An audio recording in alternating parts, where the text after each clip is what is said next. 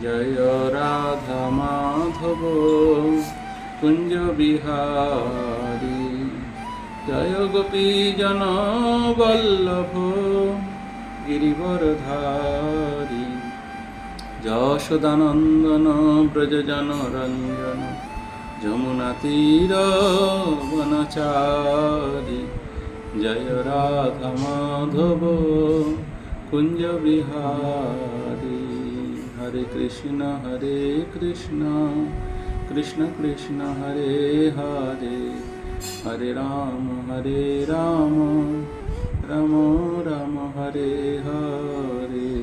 জয় রাধা গিরিধারী রাধে, জয় পঞ্চতত্ত্ব জয় পঞ্চতত্ত্ব, জয় নৃসিংহদেব জয় নৃসিংহদেব জয় নৃসিংহদেব, জয় প্রভুপাদ জয় প্রভুপাদ, জয় জয় গুরুদেব গুরুদেব। বন্দেহং শ্রীগুরু শ্রীযুতপদকমलं, শ্রীগুরুং বৈষ্ণবাংশ শ্রীরূপং শাগ্রজাतं সহগণ রঘুনাথং तं সজীবং সাবিतं সাবধূतं পরিজনাসহিतं, কৃষ্ণ চৈতন্যদেবং শ্রীরাধা কৃষ্ণপাদানযুগং সহগণ শ্রীললিতা শ্রীবিশাখামৃতং অজ্ঞানতিমিরন্ধস্য জ্ঞানাঞ্জনশলাকয়া চক্ষুरुन्मीलितं येन तस्मै श्रीगुरवे नमः। नमः विष्णुपदाय कृष्णपृष्ठाय भूतले श्रीमते जयपताका स्वामीति नामिने, नमः आचार्यपदाय निताय कृपाप्रदायिने गौरकथामोदय नगरग्रामतारिणे, नमः विष्णुपदाय कृष्णपृष्ठाय भूतले श्रीमते भक्तिवेदान्त स्वामीति नामिने, नमस्ते सरस्वती देवे गौरवाणी प्रचारिणे, निर्विशेष शून्यवादी पाश्चात्यदेशतारिणे। जय श्री कृष्ण चैतन्य प्रभु नित्यानंद, श्री अद्वैत गदाधर शिवासादि गौरभक्तवृंद। हरे कृष्ण कृष्ण कृष्ण हरे हरे, हरे राम राम राम हरे हरे। ओम नमो भगवते वासुदेवाय, ओम नमो भगवते वासुदेवाय, ओम नमो भगवते वासुदेवाय। नारायणं नमस्कृतं नरं चैव नरोत्तमं, देवीं सरस्वतीं व्यासं ततो जयमुदीरये। हरे कृष्ण। কৃষ্ণের যতক খেলা সর্বোত্তম নরলীলা, নরবপু তাহার স্বরূপ, গোপবেশ বেণু কর নবকৈশোর নটবর, নরলীলার হয় অনুরূপ। হরে কৃষ্ণ। কালকে আমরা দৈত্বিক ব্রাহ্মণের মহাপ্রভুর কৃপা সম্পর্কে আলোচনা করেছি। আজকে একটু কৃষ্ণ কথা হবে। কৃষ্ণের যতেক লীলা সর্বোত্তম নরলীলা, নরবপু তাহার স্বরূপ। শ্রীকৃষ্ণ কত যে লীলাবিলাস করেন এবং তার নানা রূপে নানা লীলাস্থলী ভারতের এবং ভারতের বাইরে সর্বত্র ছড়িয়ে রয়েছে। এমনই এক লীলার কাহিনী। একদা গোলকধামে ভগবান শ্রীকৃষ্ণের বিষণ্ণ বদন দেখে নারদমুনি জিজ্ঞাসা করলেন, হে ভগবান শ্রীকৃষ্ণ, আপনার বদন কমল অমন মলিন হয়ে আছে কেন? সবেমাত্র ভগবান শ্রীকৃষ্ণ এই ভুলোকের লীলা শেষ করে গোলকে অবস্থান করছেন। তখন নারদের প্রশ্নের উত্তরে ভগবান শ্রীকৃষ্ণ বললেন, নারদ, আমি লীলাবিলাস করবার জন্য ভুলোকে গেলাম, কিন্তু কতই না অপরাধ করে ফেললাম। নারদ জিজ্ঞাসা করলেন, প্রভু আপনার কিসের অপরাধ? ভগবান বললেন, আমার কর্তব্য সাধন হলো না। আমি যে পিতামাতার কোলে আবির্ভূত হলাম, অর্থাৎ বসুদেব এবং সেই দেবকীর গর্ভে, সেখানে তাদেরকে বাৎসল্য প্রেম দান করতে পারলাম না। সেই রাত্রে চলে এলাম। এদিকে যশোমতী এবং নন্দ মহারাজ আমাকে কত স্নেহে তিনি মানুষ করলেন শ্রীধাম বৃন্দাবনে। আর যখন আমার তাদেরকে দেখবার সময় হলো, সেই সময় তাদেরকে পরিত্যাগ করে আমি আমার গর্ভধারিণী মায়ের কাছে এবং বসুদেবের কাছে ফিরে এলাম। এদিকে নন্দ যশোমতী তার প্রতি আমার কর্তব্য করা হলো না। অতএব পিতামাতার প্রতি যে সন্তানের দায় থাকে সেই দায় আমার এখনো পর্যন্ত মুকুব হলো না। তাই এমন কোনো কর্ম, এমন কিছু করলে যার দ্বারায় আমি এই ঋণ থেকে পরিশুদ্ধ হতে পারি তারই চিন্তা করছি। সেই লীলাবিলাসটি সম্পূর্ণ করবার জন্য ভগবান শ্রীকৃষ্ণ একটি অপূর্ব লীলার বিস্তার করলেন। কি লীলা করলেন না, সেই কোলাপুরে, অর্থাৎ যে মহারাষ্ট্রের কাছে সোলাপুর নামক একটি গ্রামে, সেইখানে তিনি এক ব্রাহ্মণ পরিবারের সন্তানের মধ্যে দিয়ে এই লীলাবিলাসের সৃষ্টি করলেন। এই ব্রাহ্মণ পরিবারের সন্তানের নাম হলো পণ্ডরীক। তিনি ছোটবেলা থেকে পিতামাতার প্রতি অত্যন্ত স্নেহপরায়ণ ছিলেন, পিতামাতাকে অত্যন্ত ভালোবাসতেন। কিন্তু যত দিন গেল, তার বয়স যখন যৌবন প্রাপ্ত হলো, পণ্ডরীক বিবাহ করলেন।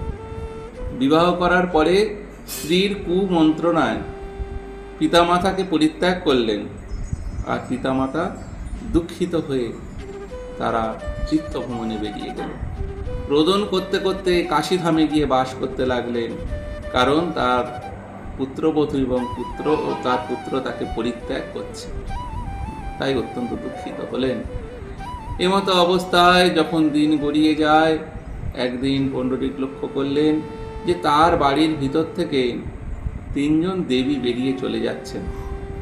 তিনি হাতে পায়ে ধরে অনুরোধ করলেন, আপনারা কারা আমার গৃহ পরিত্যাগ করছেন? পণ্ডরীককে বললেন, আমি শ্রী অর্থাৎ লক্ষ্মী। আর একজন বললেন, আমি ভক্তি। আর একজন বললেন, আমি বৈরাগ্যের দেবী। আমরা এই স্থান পরিত্যাগ করছি, কারণ এই স্থানে আর ধর্ম বলে কিছু নেই। তোমার পিতামাতা তোমাকে মানুষ করেছে, আর তুমি তাকে পরিত্যাগ করেছ, তাই তোমার এই মনুষ্য জীবনটি বৃথা পণ্ডরীক। তখন পণ্ডরীকের চেতনা ফিরে এলো। সে তখন তার স্ত্রীকে সঙ্গে নিয়ে তীর্থে ঘুরতে লাগলো পিতামাতার অন্বেষণ করবার জন্য। ঘুরতে একদিন দেখলেন যে অতি জীর্ণ শীর্ণ কায় অবস্থায় কাশীধামে ভিক্ষারত অবস্থায় তার পিতামাতা সেখানে প্রায় অন্ধ এবং প্রায় পঙ্গু হয়ে গেছেন, এমন অবস্থায় দেখতে পেলেন।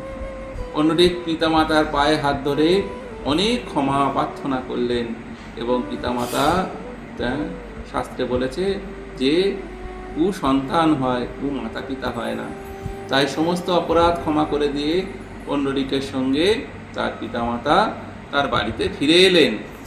আসার পর পণ্ডরীক পিতামাতাকে দেবতার জ্ঞানে সেবা করতে লাগলেন।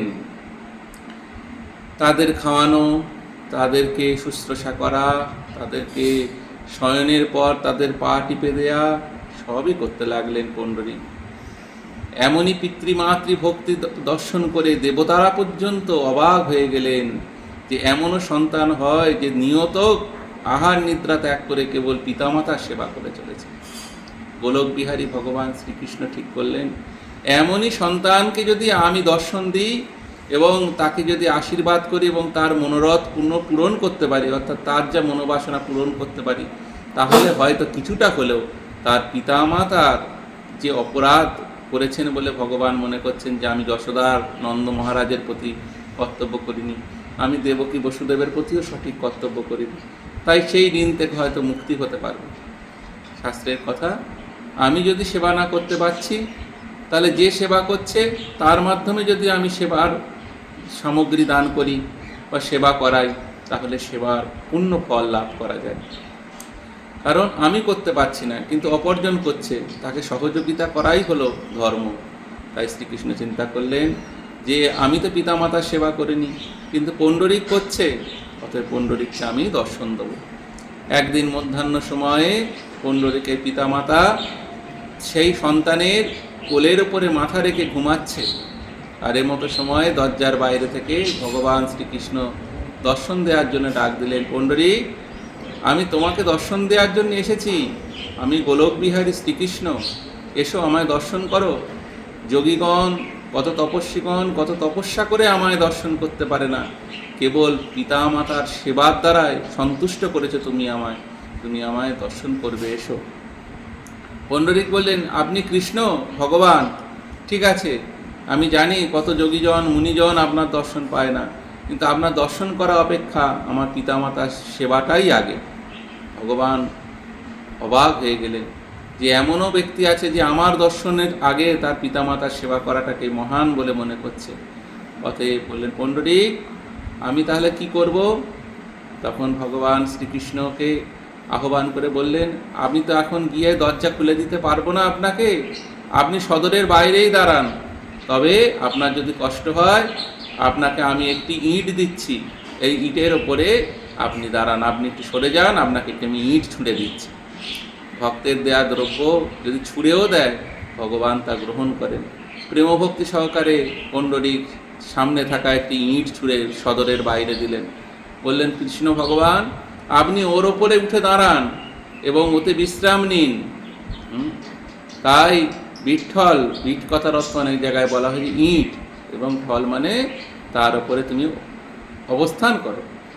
ভগবান শ্রীকৃষ্ণ অপেক্ষা করতে করতে করতে করতে সেই মুরলী বদন ভগবান কোমরে হাত চলে এলো। দুইটি হাত কোমরে দিয়ে অপেক্ষারত অবস্থায় ভক্তের জন্য ভগবান আজ অপেক্ষা করছেন। আপনারা ভাবুন, এই দামোদর মাসে কি অপূর্ব সেই লীলা যে আমরা ভগবানের দর্শনের জন্য অপেক্ষা করি। আজ ভগবান পণ্ডরিকের মতো শুদ্ধ ভক্তকে দর্শন করবে বলে পিতামাতার সেবার জন্য কেবলমাত্র ভক্ত সেবার দ্বারায় সন্তুষ্ট হয়ে গেলেন। ভগবান প্রসন্ন হয়ে সেই ইঁটের ওপরেই অবস্থান করতে থাকলেন আর অপেক্ষা করতে লাগলেন কখন তার পিতামাতার ঘুম ভাঙবে, তবে পণ্ডরিক এসে আমায় দর্শন করবে।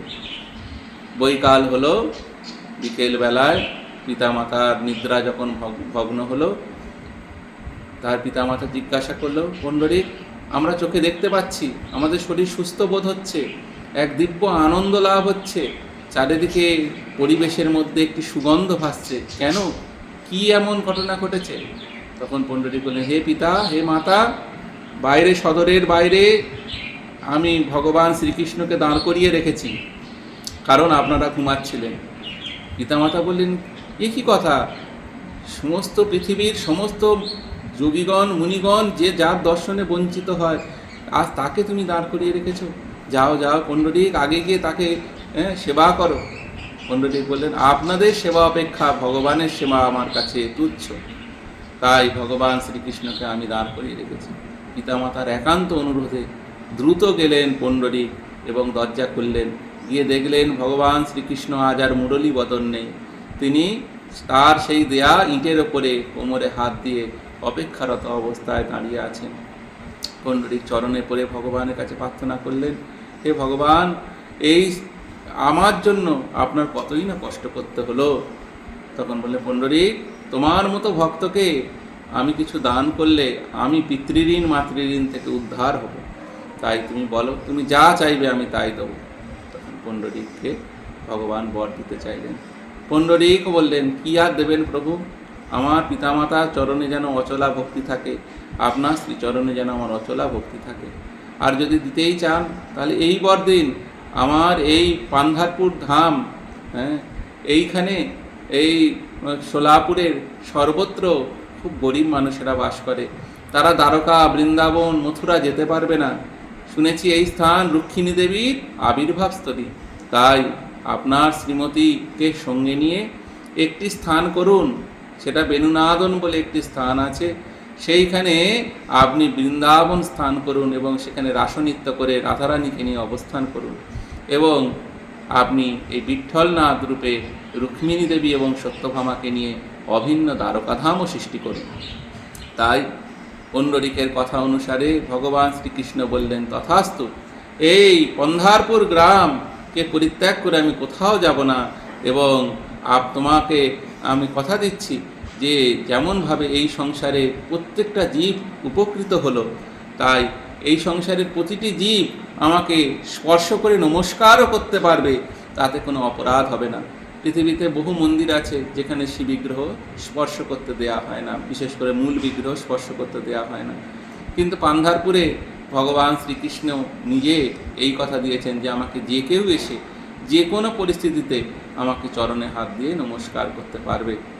এবং পান্ধারপুরের ভগবান আরও বললেন, হে পণ্ডরীক, আমি এখানে নানা রকম ভক্তকে নিয়ে লীলাবিলাস করব, যেমন তুকারাম, জনাবাই, মুক্তাবাই, জ্ঞানেশ্বর, নামদেব, নানান ভক্তের সঙ্গে পণ্ডরীক ভক্ত, এছাড়া আরও কত ভক্তের সঙ্গে সেই বিঠ্ঠলনাথ নানা রকম লীলাবিলাস করলেন এবং সেখানে অভিন্ন বৃন্দাবন এবং দ্বারকার সৃষ্টিও করে দিলেন।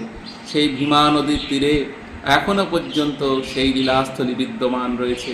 কোনো ভাগ্যবান সেই মহারাষ্ট্রে গিয়ে সোলাপুর গ্রামে, সেই পান্ধারপুরে, সেইখানে ভগবান বিঠ্ঠলনাথের দর্শন করে থাকেন। ভক্তের ভগবান, তিনি ভক্তের জন্য অপেক্ষারত অবস্থায় রয়েছেন।